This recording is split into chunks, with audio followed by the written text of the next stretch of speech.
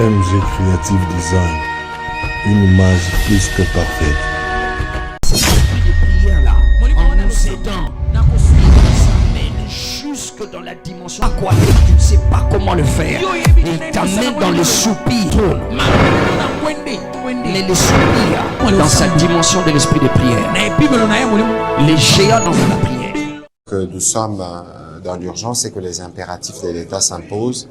La première ministre chef du gouvernement a eu une grande réunion qui a porté essentiellement sur l'évolution de la situation à Uvira, consécutif au retrait tout au moins de la ville qui est en cours de constatation par nos services à Uvira.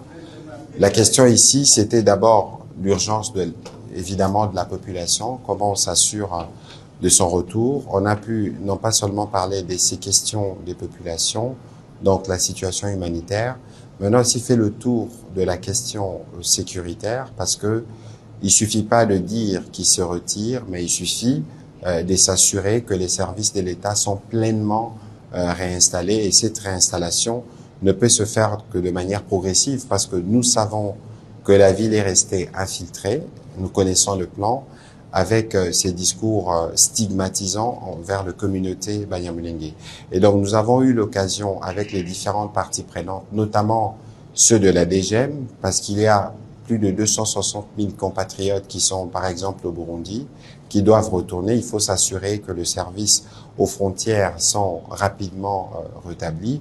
Il faut aussi s'assurer, c'est ce qui justifie la présence des experts du ministère des Affaires sociales, ou encore du ministère de l'Intérieur, pour s'assurer que ces populations qui doivent revenir, ils reviennent dans quelles conditions, parce que des maisons ont été occupées, des maisons ont été détruites. Il est donc important que ce travail préalable puisse être fait avant que l'autorisation ne puisse être accordée pour qu'ils reviennent.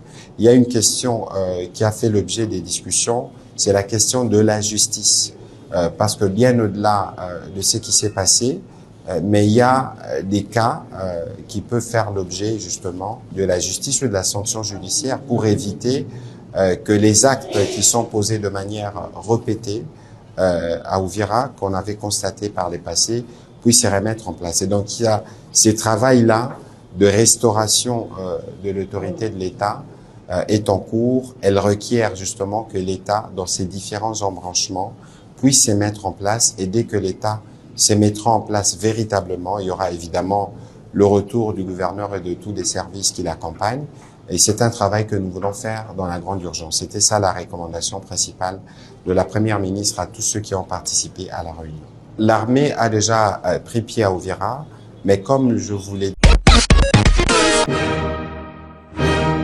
Quinoises et Quinois, notre ville s'agrandit et notre mobilité est devenue un enjeu majeur. Les embouteillages, les accidents de circulation, l'indiscipline routière et le désordre dans le secteur de transport pénalisent la productivité, notre sécurité et notre qualité de vie. Face à cette situation, le gouvernement provincial de Kinshasa a décidé d'agir avec responsabilité et fermeté au profit de l'intérêt général. À compter du lundi 26 janvier 2026, une mission mixte permanente de 3000 agents issus de la police nationale congolaise, de la division urbaine de transport, de la brigade spéciale de protection de l'environnement, ainsi que de la régie des fourrières et du contrôle technique, sera déployée sur l'ensemble de la ville de Kinshasa, notamment sur 60 carrefours et les axes routiers sensibles et conflictogènes. Leur mission est claire: faire respecter la loi et les règlements, fluidifier la circulation et protéger la vie des usagers. Désormais, le respect du code de la route n'est plus une option, mais une obligation.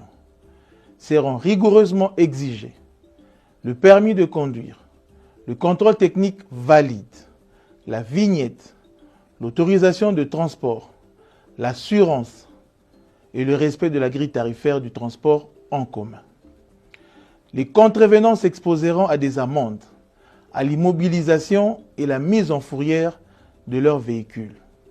S'agissant des camions de grand tonnage, des mesures spécifiques sont mises en place afin de préserver la fluidité du trafic et la sécurité des usagers. Les véhicules de 20 tonnes et plus, ainsi que le véhicule des livraisons, circuleront selon des horaires réglementés, soit de 22 heures à 5 heures, le lundi, mardi et mercredi.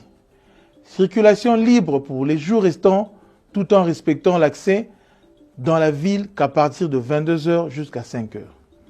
À cela s'ajoute l'interdiction formelle et stricte de stationnement anarchique sur la voie publique.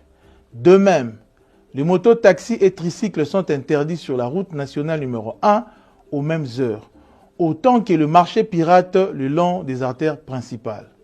Chers concitoyennes et concitoyens, ces mesures ne sont pas des sanctions contre la population, elles sont une protection de tous. La discipline routière sauve de vies. Elle fait gagner du temps, elle fait progresser Kinshasa. Je vous invite à faire de cette réforme un succès collectif. Bien circuler, c'est respecter la norme. Les principaux marchés de Kinshasa enregistrent une baisse sensible des prix de certains produits maraîchers, une tendance attribuée à l'amélioration de l'approvisionnement en provenance des bassins de production du Congo central. Selon les données recueillies, le prix d'un bassin de tomates paumées en provenance de Mbanzangungu a reculé d'environ 5% entre décembre 2025 et janvier 2026. Initialement vendu à 90 000 francs congolais, il se négocie désormais à 85 000 francs congolais, soit près de 37 dollars américains au taux indicatif de 2300 francs congolais pour 1 dollar. Cette baisse observée sur la période du 17 décembre 2025 au 19 janvier 2026 s'explique par un accroissement des volumes acheminés vers la capitale, selon les vendeurs interrogés. La tendance baissière touche également d'autres produits de grande consommation. Le filet de piment est passé de 300 000 francs congolais à 250 000 francs congolais, traduisant un soulagement pour les ménages et les petits restaurateurs. De son côté, la botte de ciboulette en provenance de Kimwenza a vu son prix diminuer de 55 000 francs congolais à 45 000 francs congolais. La baisse la plus marquée concerne toutefois les aubergines dont la caisse est passée de 120 000 francs congolais à 65 000 francs congolais, soit environ 28 dollars américains. Une évolution saluée par les commerçants et les consommateurs dans un contexte marqué par la recherche d'un meilleur pouvoir d'achat en milieu urbain. Les opérateurs du secteur estiment que la régularité des flux en provenance du Congo central, combinée à une amélioration des conditions d'acheminement, pourrait contribuer à stabiliser durablement les prix sur les marchés de Kinshasa au bénéfice des ménages.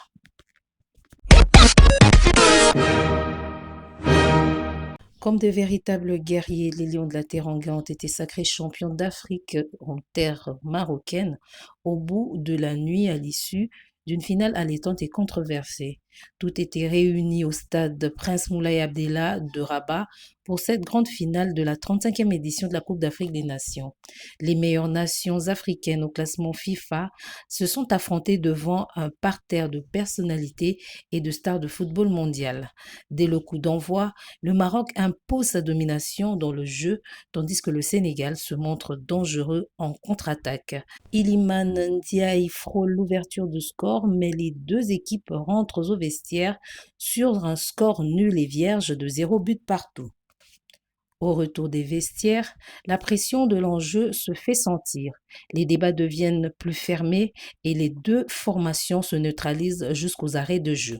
À la 93e minute, le Sénégal croit tenir le but de la victoire lorsque Ismaïlia Sarr marque de la tête.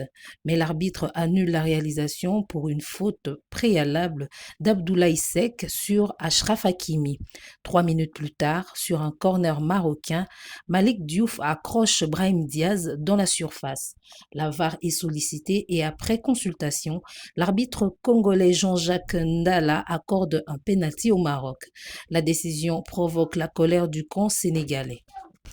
Le sélectionneur Pape Thiaw appelle même ses joueurs à quitter la pelouse, une position que Sadio Mané refuse de suivre, exhortant ses coéquipiers à poursuivre la rencontre. Après le retour au calme, Brahim Diaz s'élance avec l'occasion d'offrir une deuxième étoile au Maroc, 50 ans après la première. Mais le numéro 10 marocain tente une panenka mal inspirée, captée sans difficulté par Edouard Mendy. Les deux équipes se dirigent alors vers la prolongation. Dès la 94e minute, les cadres sénégalais prennent le match en main. Sur une action de contre-attaque, Idrissa Gana Gueye sert Pape Gueye dont la frappe limpide trompe Yacine Bounou. Réduit à 10 après la blessure d'Hamza Igaman, les Lions de la classe terminent la rencontre en grande difficulté. Le score ne changera plus. Le Sénégal s'impose finalement et décroche son deuxième titre continental, consacrant une génération dorée emmenée par Sadio Mané, désormais entré dans l'histoire du football africain. Notons que la Confédération africaine de football au lendemain de cette finale a condamné le comportement inacceptable de vandalisme de certains joueurs et officiels. Elle compte examiner dans les prochains jours toutes les images et soumettra l'affaire aux instances compétentes afin que des mesures appropriées soient prises à l'encontre des personnes reconnues coupables. Cet esprit de prière là, en nous aidant, ça mène jusque dans la dimension aquatique. Tu ne sais pas comment le faire. Il t'amène dans le soupir. Les soupirs dans sa dimension de l'esprit de prière. Les géants dans la prière.